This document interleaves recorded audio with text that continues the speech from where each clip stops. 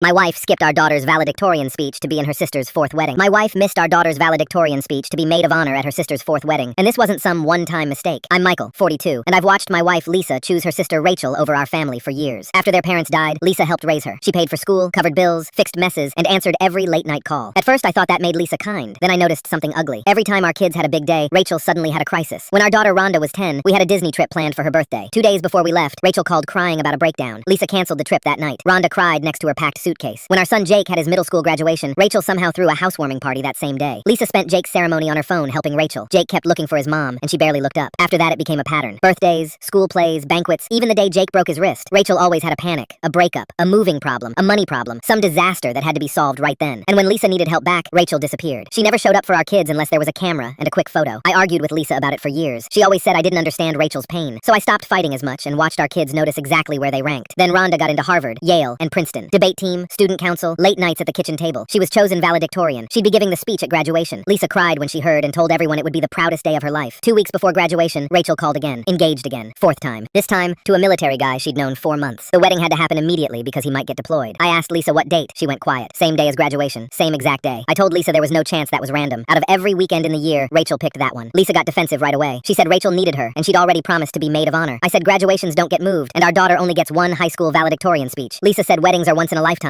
I said, for Rachel, this is number 4. We fought in the kitchen, in the car, in our bedroom after midnight while the kids pretended not to hear us. Rhonda finally asked Lisa at dinner, Mom, are you coming to my graduation or not? Lisa started rambling about flights, timing, maybe doing both, maybe leaving one event early. It was nonsense. I told her to stop stalling and answer. Lisa looked at Rhonda and said she'd go to Rachel's wedding, then asked me to record the speech so she could watch it later. Rhonda just nodded and went upstairs. No yelling, no tears in front of us. That made it hit even harder. The next morning she asked if we could start looking at college apartments early because she wanted to move out right after graduation. Last weekend, Lisa flew to Rachel's city for wedding planning, dress fitting, flowers, hair and makeup. Meanwhile, Rhonda had her final graduation rehearsal. Parents were there taking pictures. One of the teachers asked where Lisa was, and Rhonda had to explain that her mother was helping with her aunt's wedding. That night, Lisa came home excited, talking about veils and table settings like nothing was wrong. Rhonda sat there quiet, picking at the edge of a napkin, then later asked me, do you think she even feels bad? Yesterday, Rachel called with more demands. She wanted Lisa there 3 days early for setup, dinner, photos, all of it. Lisa agreed. That meant leaving the day before graduation and not coming back until after it was over. I asked if she was really missing the whole thing now. Lisa said graduation was just a ceremony, and Rachel needed support on the most important day of her life. I asked what she thought this day was for Rhonda. Lisa said, Rhonda will have other graduations. That's when Rhonda walked in and heard every word. She went still, grabbed her keys, and walked out. She didn't come home until almost midnight. This morning, she came downstairs with her backpack on. Lisa was at the table with plane tickets, hotel info, and her maid of honor dress hanging over a chair. Rhonda looked right at her and said, I don't want you at graduation anymore. Lisa started crying and said that wasn't fair. Rhonda didn't raise her voice. She said, you already made your choice. I want people there who actually want to be there. Then she looked at me and said she was leaving for college early, and if her mom kept choosing Rachel over us, she wasn't coming home for holidays either. Lisa stood up and reached for her, but Rhonda stepped back, opened the door, and walked out. Now her family is saying I pushed too hard. Was I wrong here?